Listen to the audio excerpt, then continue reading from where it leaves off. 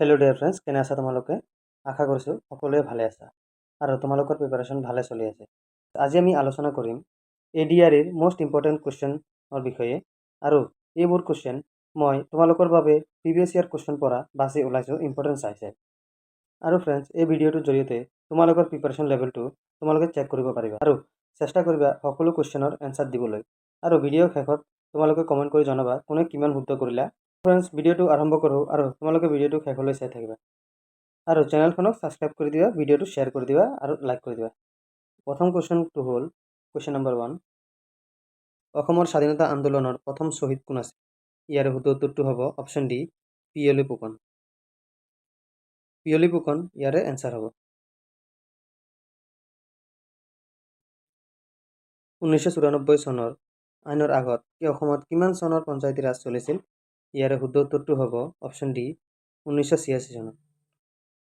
1986 মনত ৰাখিব এইটো। IMDT আইন কেতিয়া প্ৰণয়ন কৰা হৈছিল? ইয়াৰ শুদ্ধ উত্তৰটো হ'ব অপশ্যন চি, 1983 চনত। 1983 মনত ৰাখিব এইটো। অসম চুক্তিৰ সময়ত ভাৰতৰ প্ৰধানমন্ত্ৰী কোন আছিল? ইয়াৰে শুদ্ধ উত্তৰটো হ'ব অপশ্যন চি, ৰাজীৱ গান্ধী। ৰাজীৱ গান্ধী অসম চুক্তিৰ সময়ত ভাৰতৰ প্ৰধানমন্ত্ৰী আছিল। ভাৰতৰ সৰ্ববৃহৎ শৃংগ কোনখন? ইয়াৰে শুদ্ধ উত্তৰটো হ'ব অপশ্যন ডি, কাঞ্চনজংঘা। কাঞ্চনজংঘা ভাৰতৰ সৰ্ববৃহৎ শৃংগ। 20 শতিকাৰ শেষৰটোৰ মহাকুম্ভ ক'ত অনুষ্ঠিত হৈছিল? 20 শতিকাৰ শেষৰটোৰ মহাকুম্ভ, ইয়াৰে শুদ্ধ উত্তৰটো হ'ব হৰিদ্বাৰ, অপশ্যন বি, হৰিদ্বাৰ। 20 শতিকাৰ শেষৰটোৰ মহাকুম্ভ হৰিদ্বাৰত অনুষ্ঠিত হৈছিল।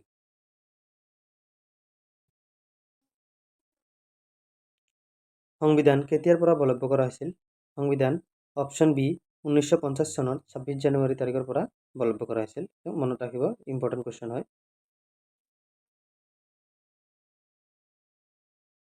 মনত ৰাখিব, এইটো আহিব পাৰে এইটো। ভাৰতৰ জলবায়ু কোন প্ৰকাৰৰ জলবায়ু? ভাৰতৰ জলবায়ু মৌচুমী জলবায়ু। মনত ৰাখিব। ভাৰতৰ কপাহ খেতিৰ বাবে আটাইতকৈ আদৰ্শ আৰু উত্তম অঞ্চল কোনটো? ইয়াৰ শুদ্ধ উত্তৰটো হ'ব ডেনেকা মালভূমি, অপশ্যন বি, ডেনেকা মালভূমি ইয়াৰে শুদ্ধ উত্তৰ। কনিষ্ক কোন বংশৰ শ্ৰেষ্ঠ ৰজা আছিল? কনিষ্ক কুষাণ বংশৰ শ্ৰেষ্ঠ ৰজা আছিল, অপশ্যন চি, কুষাণ বংশৰ শ্ৰেষ্ঠ ৰজা আছিল কনিষ্ক। ভিক্টোৰিয়া মেমৰিয়েল কোন ঠাইত অৱস্থিত আছে? ইয়াৰ শুদ্ধ উত্তৰটো হ'ব কলিকতাত। কলিকতাত ভিক্টোৰিয়া মেমৰিয়েল অৱস্থিত আছে। হিমা দাসে কোনবিধ খেলত অংশগ্ৰহণ কৰিছিল? হিমা দাসে স্প্ৰিন্ট টৰ্চত অংশগ্ৰহণ কৰিছিল, option C, sprint torch. December 2021 বৰ্ষত অসমত ভৈৰৱ বঁটা কোনগৰাকী ব্যক্তিক প্ৰদান কৰা হৈছিল? ইয়াৰ শুদ্ধ উত্তৰটো হ'ব অপশ্যন বি, ৰতন টাটাক। মনত ৰাখিব, ইম্পৰ্টেণ্ট আছে।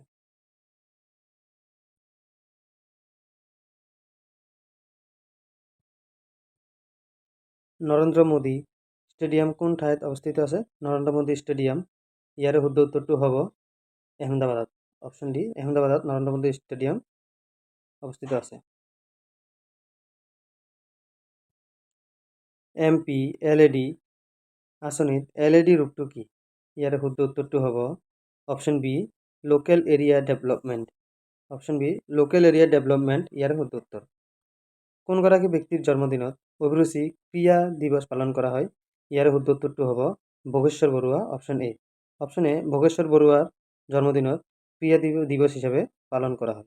মনত ৰাখিব, ইম্পৰ্টেণ্ট আছে ADR কাৰণে।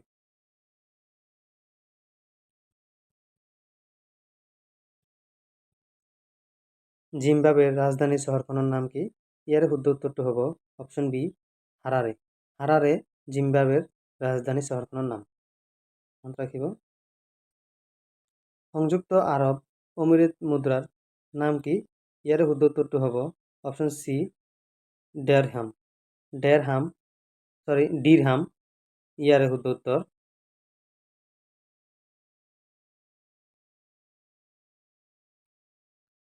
ডিৰহাম ইয়াৰে শুদ্ধ উত্তৰ, অপশ্যন চি। সংযোগ আৰব অমিৰেতৰ মুদ্ৰাৰ নাম কি? দিৰহাম। মনত ৰাখিব এইটো। আহোম ৰাজ্যৰ শেষৰজন ৰজা কোন আছিল? ইয়াৰ উত্তৰটো হ'ব অপশ্যন ডি পুৰনন্দ সিংহ।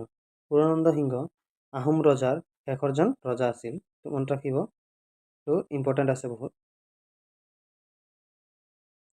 তো বন্ধু বান্ধৱীসকল, এই 20টা কুৱেশ্যনৰ ভিতৰত তোমালোকে কেইটা শুদ্ধ কৰিব পাৰিলা কমেণ্টত জনাবা, আৰু ভিডিঅ'টো যিমান পাৰিবা শ্বেয়াৰ কৰি দিবা। আৰু মই ডেইলি ADRE এক্সামৰ কাৰণে তোমালোকৰ বাবে কুৱেশ্যন লৈ আহিম, প্ৰিভিয়াছ ইয়াৰৰ কুৱেশ্যন।